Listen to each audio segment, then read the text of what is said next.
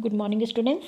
आज हम लोग हिंदी विषय में पाठ 17 नीति के दोहे, इन दोहों को पढ़ेंगे। ये जो दोहे हैं तुलसी, रहीम, कबीर द्वारा रचित हैं। नीति के इन दोहों में मीठी वाणी, मुखिया के महत्व, संतोष रूपी धन की महत्ता, परोपकार, कुसंगति का प्रभाव, समय और छोटी वस्तुओं की उपयोगिता और अति के दुष्परिणामों को उभारा गया है एवं व्यवहारिक उदाहरणों के माध्यम से जीवन मूल्यों पर बल दिया गया है। तो आज जो हम दोहे पढ़ रहे हैं वो तुलसी, रहीम, कबीर के द्वारा रचित है, जिसमें सबसे पहले हम तुलसी के द्वारा रचित जो दोहे हैं उन्हें हम पढ़ेंगे। लेकिन इससे पहले हम तुलसीदास जी का, गोस्वामी तुलसीदास बनने के पीछे जो कहानी है उसे जान लेते हैं। फिर उनका सामान्य जीवन परिचय जान लेते हैं। फिर इन दोहों के भाव को समझेंगे। ये हैं तुलसीदास जी। साधारण से तुलसीदास का गोस्वामी तुलसीदास बनने के पीछे भी एक कहानी है। तुलसीदास जी के बचपन का नाम राम बोला था। इनका विवाह रत्नावली नाम की अति सुंदर कन्या से हुआ था। विवाह होने के बाद वे अपने गृहस्थ अर्थात पत्नी के प्रेम में इतने डूबे रहते थे कि उन्हें किसी बात की परवाह ही नहीं थी। एक दिन उनकी पत्नी अपने भाई के साथ मायके चली गई और जब तुलसीदास को ये बात पता चला तो वे बेसुध होकर अपनी पत्नी से मिलने चले गए। तेज बरसात हो रही थी, फिर भी इनके कदम नहीं रुके। जब वे बहती नदी के पास पहुँचे तो अपनी पत्नी से मिलने की लालसा में बहती हुई लाश के सहारे नदी पार कर गए। जब वे पत्नी के घर पहुँचे तो सभी लोग सो चुके थे। घर का दरवाज़ा बंद था। उन्हें भीतर जाने के लिए कुछ भी नहीं सूझ रहा था। तभी अपनी पत्नी के कक्ष की खिड़की पर लटकते हुए सांप को रस्सी जानकर उसी के सहारे भीतर पहुंच गए। तब पत्नी ने धिक्कारते हुए उन्हें कहा कि जितना प्रेम तुम हाड़ मांस से बने मेरे इस शरीर से करते हो, उसका आधा भी तुम भगवान से करते। वही प्रेम जो है, तुम अगर आधा हिस्सा भी भगवान से करते तो तुम्हारा कल्याण हो जाएगा। पत्नी की कटु किंतु सत्य बात ने तुलसी के मन को झकझोर दिया और बाद में उन्होंने वैराग्य पथ अपना लिया। उसके बाद उन्होंने श्री राम की भक्ति करके कठोर परिश्रम करके रामचरितमानस की रचना की। तो ये तो तुलसीदास जी का गोस्वामी तुलसीदास बनने के पीछे एक कहानी है। लेकिन इसके बाद में हम गोस्वामी तुलसीदास का जीवन परिचय जान लेते हैं कि गोस्वामी तुलसीदास जो हैं उनका जन्म और उनकी मृत्यु कब हुई, वे कहाँ के रहने वाले थे। तो गोस्वामी तुलसीदास जी का जन्म जो है सन 1532 ईस्वी में बांदा जिले राजापुर नामक गांव में हुआ था। इनके पिता का नाम आत्माराम दुबे और माता का नाम हुलसी था। कुछ लोग इनका जन्म स्थान एटा जिले के सोरो नामक स्थान को मानते हैं। इनके बचपन का नाम राम बोला था। ये सरयू पारीन ब्राह्मण थे। बचपन में ही इनके माता पिता ने इनका त्याग कर दिया था। इनके गुरु स्वामी नरहरिदास ने इनका पालन पोषण किया था। अब इनकी मृत्यु सन 1623 ईस्वी के लगभग हुई थी। और इनकी जो प्रमुख रचनाएं हैं वे हैं रामचरितमानस, गीतावली, दोहावली, कवितावली, विनय पत्रिका। ये है तुलसीदास जी की रचनाएं। तो ये गोस्वामी तुलसीदास जी का ये हुआ जीवन परिचय। अब हम आगे के दोहों के भाव को समझेंगे। तुलसी मीठे वचन ते सुख उपजत चहु और, बसीकरण यह मंत्र है परिहरि वचन कठोर। यहाँ पर वचन का मतलब वाणी होता है। उपजत यानी कि उत्पन्न होना, चहु यानी चारों, वसीकरण यानी कि वश में करने वाला, परिहरि त्याग करना। तो तुलसीदास जी यहाँ पर इस दोहे के माध्यम से क्या कह रहे हैं, पहले इसके प्रसंग को जान लेते हैं कि हमें हमेशा मीठी वाणी बोलनी चाहिए।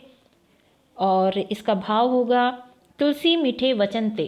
तुलसीदास जी कहते हैं कि हमें हमेशा मीठी वाणी बोलनी चाहिए। सुख उपजत चहुँ ओर, जिससे इस संसार में चारों ओर सुख उत्पन्न होते हैं तथा सभी प्रसन्न होते हैं। वशीकरण यह मंत्र है, इससे किसी को भी वश में किया जा सकता है। मीठे वचन बोलने से इससे सभी जो हैं प्रसन्न होते हैं। परिहरि वचन कठोर, इसलिए मनुष्य को कभी भी कठोर वाणी का प्रयोग नहीं करना चाहिए, कठोर वाणी का जो है त्याग कर देना चाहिए, अर्थात मीठी वाणी बोलनी चाहिए। तो ये हुआ इस दोहे का भाव। अब अगला दोहा देखते हैं। मुखिया मुख सो चाहिए, मुखिया मुख सो चाहिए, खान पान को एक, पाले पोसे सकल अंग, तुलसी सहित विवेक। अब यहाँ पर तुलसीदास जी क्या कह रहे हैं? तुलसीदास जी जो हैं इस दोहे में मुखिया को मुख के समान बताया गया है, मुखिया को मुख के समान बताया गया है। मुखिया मुख सो चाहिए, तुलसीदास जी कहते हैं कि मुखिया को मुख के समान विवेकशील होना चाहिए, मुखिया को मुख के समान विवेकशील होना चाहिए। खान पान को एक, जिस प्रकार मुख के द्वारा हम भोजन को ग्रहण करते हैं और वह भोजन हमारे शरीर के सभी अंगों का पालन पोषण करता है। पाले पोसे सकल अंग, जिस प्रकार हम मुख के द्वारा भोजन को ग्रहण करते हैं और वह भोजन जो है शरीर के सभी अंगों का पालन पोषण करता है, उसी प्रकार घर का मुखिया को पूर्ण विवेक और ईमानदारी से परिवार के सदस्यों का पालन पोषण करना चाहिए। तुलसी सहित विवेक, उसी प्रकार जो है पूरे विवेक के साथ घर का जो मुखिया होता है, इसी प्रकार घर का जो मुखिया होता है पूर्ण विवेक और ईमानदारी से परिवार के सदस्यों का पालन पोषण करता है या पालन पोषण करना चाहिए। ये हुआ। फिर अगला दोहा देखिए। आवत ही हर्षे नहीं, नैनन नहीं स्नेह, तुलसी तहाँ ना जाइए, कंचन बरसे मेह। अब तुलसीदास जी इस दोहे में क्या कह रहे हैं? यहाँ पर प्रसंग इसका इस प्रकार से होगा। तुलसीदास ने कहा वहाँ जाने से मना किया है जहाँ जाने से खुशी ना हो, जहाँ जाने से खुशी ना हो, अर्थात हम कहीं अगर जाते हैं और जहाँ जा रहे हैं तो जिसके घर जा रहे हैं और उसको हमारे आने से अगर प्रसन्नता नहीं होती है तो हमें ऐसे जगह में नहीं जाना चाहिए। यहाँ पर तुलसीदास जी ये कहना चाह रहे हैं। तो पहले हम इसके भाव को अब देखते हैं। आवत ही हर्षय नहीं, तुलसीदास जी कहते हैं कि हमें ऐसे स्थान पर नहीं जाना चाहिए। हर्षय माने कि यहाँ पर हर्ष माने यहाँ पर प्रसन्नता होगा, तो हमको जैसे जहाँ भी हम ऐसे स्थान पर जाते हैं और ऐसे स्थान पर हमको नहीं जाने चाहिए जहाँ पर खुशी ना हो, जहाँ जाने से खुशी ना हो। नैनन नहीं स्नेह, आँखों से प्रेम नहीं झलकता हो, आँखों से प्रेम नहीं झलकता हो। तुलसी तहाँ ना जाइए, चाहे वहाँ पर सोने की ही वर्षा क्यों ना हो रही हो, मनुष्य को ऐसे स्थान पर नहीं जाना चाहिए। कंचन बरसे में, चाहे वहाँ सोने की वर्षा क्यों ना हो रही हो, मनुष्य को ऐसे स्थान पर नहीं जाना चाहिए। तुलसीदास जी यहाँ पर क्या कह रहे हैं कि हमें ऐसे स्थान पर नहीं जाना चाहिए जहाँ पर खुशी ना हो, आँखों से प्रेम नहीं झलकता हो, चाहे वहाँ पर सोने की वर्षा ही क्यों ना हो रही हो, अतः मनुष्य को ऐसे स्थान पर नहीं जाना चाहिए। अगला दोहा देखिए। तुलसी संत सुअब तरु, तुलसी संत सुअब तरु, फूली फलही पर हेत, इतते ये पाहन हनत, उतते वे फल देत।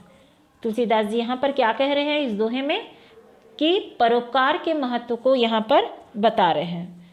तुलसीदास जी यहाँ पर इस दोहे के माध्यम से परोपकार के महत्व को बता रहे हैं और कहते हैं तुलसी संत सुअब तरु। तुलसीदास जी कहते हैं कि संत और आम के पेड़ में बहुत समानता है। तुलसीदास जी कहते हैं कि संत सुअब तरु, तो तुलसीदास यहाँ पर कह रहे हैं कि संत और आम के पेड़ में बहुत समानता है। फूली फल ही पर हेत, आम के पेड़ पर फल लगते हैं और दूसरों के लिए वे फलते फूलते हैं। आम के पेड़ पर जब फल लगते हैं तो वे दूसरों के लिए फलते फूलते हैं। इतते ये पाहन हनत, इतते ये पाहन हनत, फलों को तोड़ने के लिए हम जितने पत्थर मारते हैं, पाहन यानी क्या होता है? पत्थर। फल को तोड़ने के लिए हम जितने पत्थर मारते हैं तो वह हमें उतने ही फल देता है। उतते ये वे फल देत, जितने पत्थर हम उसे मारते हैं उतना ही फल वह देता है। तो क्या कह रहे हैं यहाँ पर कि तो वह हमें उतने ही फल देता है। उसी प्रकार साधु महात्मा को कितना भी प्रताड़ित करें, जितने भी कोई भी साधु या महात्मा जो होता है उसे हम कितना भी प्रताड़ित करें तो वह कभी भी हमें ज्ञान और सीख ही देते हैं। साधु महात्मा को हम कितना भी प्रताड़ित करें, सताएं, वह हमें हमेशा ज्ञान की सीख देते हैं।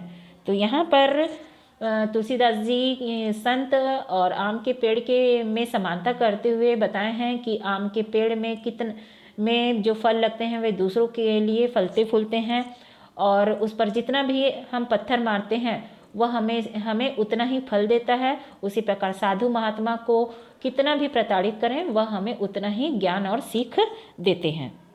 ये तो हुए तुलसीदास जी के दोहे। अगली क्लास में हम रहीम और कबीर के द्वारा रचित जो दोहे हैं उसे हम पढ़ेंगे।